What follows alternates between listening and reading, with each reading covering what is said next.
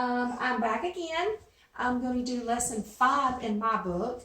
And again, if you are not using the 2016 edition, just go to your index and look up the title of the lesson that I'm using and go to the page that corresponds in your particular edition.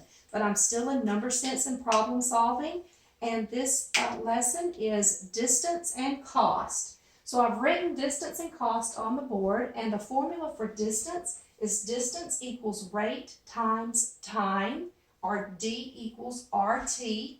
And then for cost, our formula is total cost equals number of units times price per unit, or C equals N times R. I'm going to have to hold the book to read this, so I'm going to go ahead and start. And it says that on the mathematical reasoning test, you will see questions that will require you to apply a formula. When a relationship is constant, use a formula to set up the information about how the different parts relate to each other. One of the most commonly tested formulas deals with distance, rate, and time. Distance is a product of the rate at which something travels and the amount of time traveled. All right, so if you notice that the letters or variables can be used to represent the different parts of the formula. A formula allows you to substitute known values for certain variables and solve for the unknown variable. All right, so example 1 says, how many miles can you travel if you drive at an average speed of 55 miles per hour for 3 hours? So the question that it's asking us is, how many miles can you travel? So that is the distance, okay? That is what we don't know, and that is what it's asking us to solve for. Now it is telling us that we drive at a speed of 55 miles per hour, so that's going to be our rate, okay? And then it says that we will be driving for 3 hours, so that will be our time. Okay, so we've taken the information that they've given us and we've filled it into our formula. Distance equals rate times time. Distance is what they're asking us to find. They've given us our rate, which is an average of 55 miles per hour, and they've given us the amount of time that we've driven, which is 3 hours. So this is a pretty simple one-step equation. We're just going to multiply 55 times 3. And I didn't do this before I started, so I'm going to draw over here like my little scratch paper. 55 times 3, 5 times 3 is 15.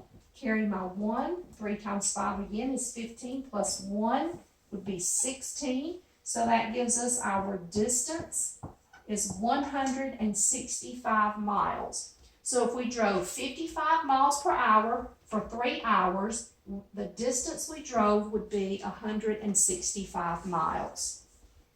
Okay, now it gives us a cost problem. Other helpful formula is the cost formula. It expresses the relationship between cost, the number of units, and the rate or price per unit. Note the word per means for every 1 unit. The cost formula can be written as follows. Total cost equals the number of units times the price per unit, or C equals N times R. Okay?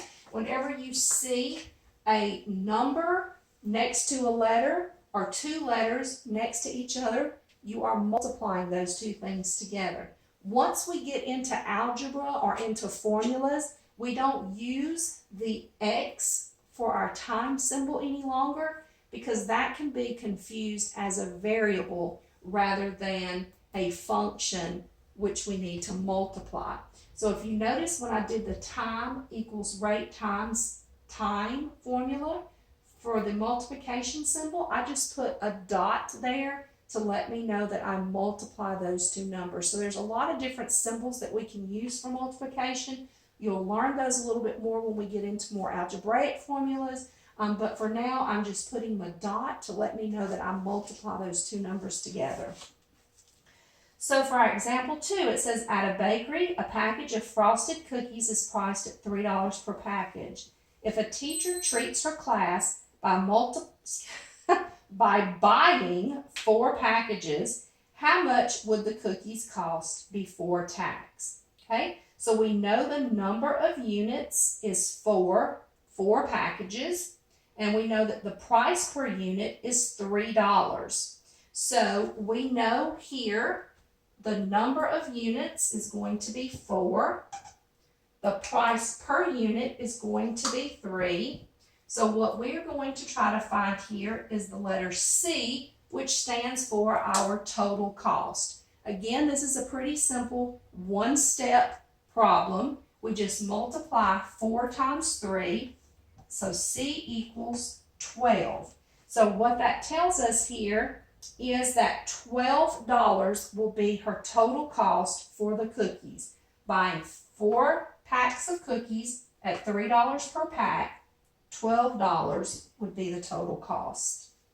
All right, example 3 tells us that Max bought a set of 4 floor mats for $44.